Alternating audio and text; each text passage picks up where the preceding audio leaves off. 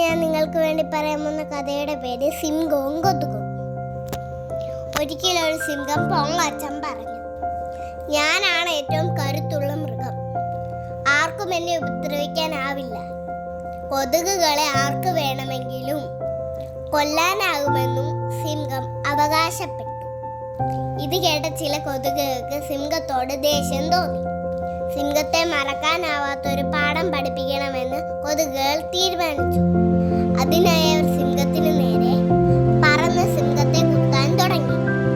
സിംഹം അതിൽ നിന്നും രക്ഷപ്പെടാനായി നിലത്ത് കിടന്നുരുളുകയും തന്റെ കാലുകൾ കൊണ്ട് കൊതുകുകളെ തുരത്താൻ ശ്രമിക്കുകയും ചെയ്തെങ്കിലും അതുകൊണ്ടൊന്നും ഫലമുണ്ടായില്ല. അവസാനം സിംഹത്തിന് കൊതുകുകളോട് തന്നെ ഉപദ്രവിക്കരുതെന്ന് അപേക്ഷിക്കേണ്ടി വന്നു.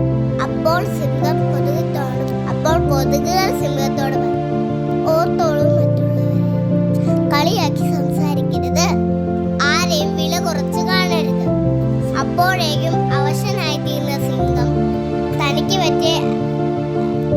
പറ്റിയ തെറ്റിന് കൊതുകുകളോട് മാപ്പപേക്ഷിച്ചു.